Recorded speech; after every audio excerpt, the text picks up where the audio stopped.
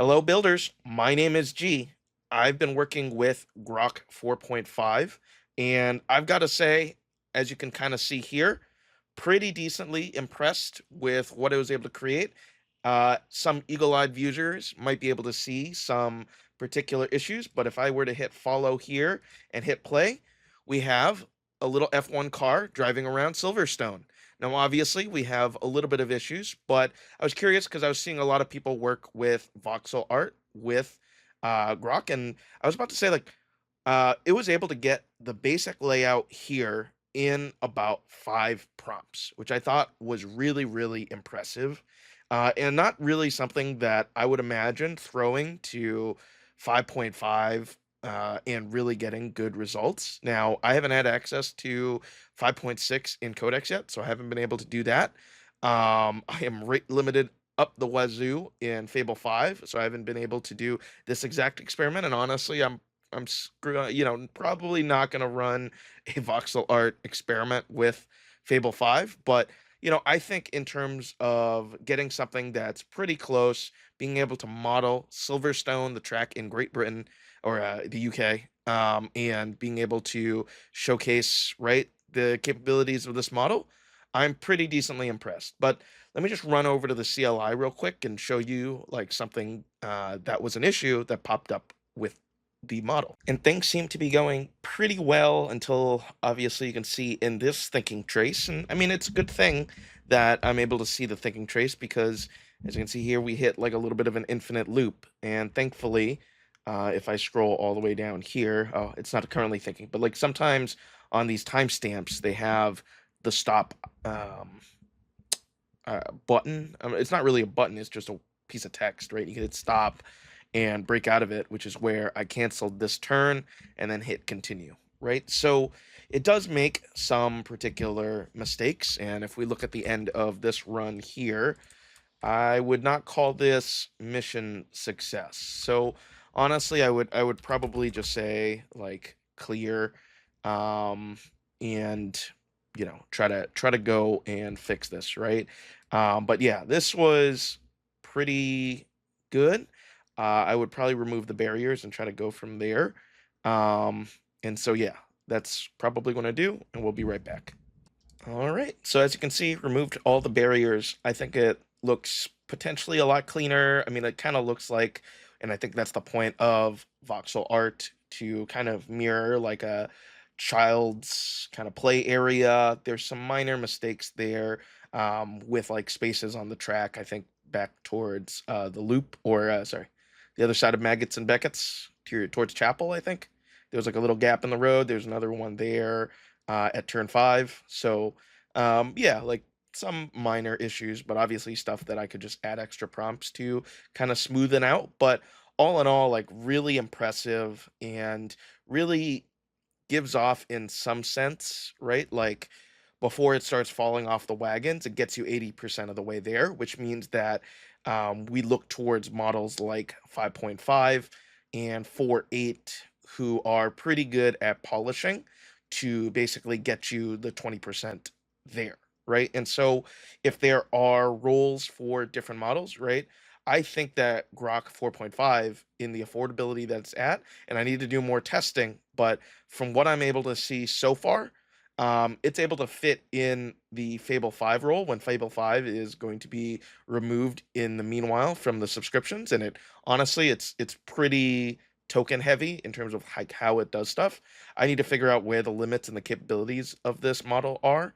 And I feel like I've hit a couple of them working on this. The barriers not working. It tried a math-based approach, and then I asked it to just like literally look at a map of Silverstone where all the barriers are, like a top-down aerial view. Can you do that? Research, pull it from web search, and then just literally place all the barriers around.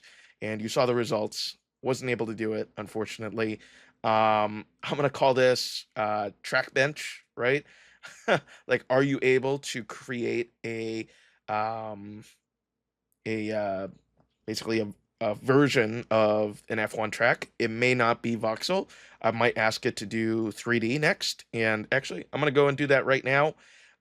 See if it can do it with Three.js, I would assume. and let's see what the results are. All right, so here's the 3D version. Not the best. I mean, I asked it to basically do a 3D version of the other one. So the grandstands are in the right location. It struggled with that before because it made it vertically away from the track. I told them to, orient it in the proper place for the grandstands. But, if you just follow it and take a lap around, right? Like it looks fine. Like it's 80% of the way there. And I think that for a lot of people, we try to expect that agents are just going to do everything right the first time and knock everything out. And ideally, yes, we'd love that one shot ability. But I think that one of the things to understand is that, hey, some models are just good for the prototyping step, getting you 80% of the way there. Some other models are better at polishing. And I think that if you just think about it from like teams that you've been on, some people are just better at different things, right? Some engineers, just front end engineers, they can work with React, they're good at that. You start asking them to implement database, start futzing around with Ansible and some of the DevOps stuff, you're just setting yourself up for failure. So ultimately, I think like models like Grok so far, and based on what I've used it for, probably not a great daily driver one, given some of the issues that we saw earlier. It was running into some errors with like just simply running the dev server, right? And so, yeah, like might not be my daily driver, but if it can create interesting results like this, which I can then take to a more reliable model like 4.8, Opus, and GPT 5.5, maybe I'll get access to 5.6 and see if that's a good daily driver. Fable 5 is way too expensive to be a daily driver. So again, we use different models for different purposes, right? Fable 5, really intelligent, good at, reading between the lines and getting results that based off of inference match intuitively somehow what humans want. And so but it's really expensive. So it's like your 10x, 100x engineer, right?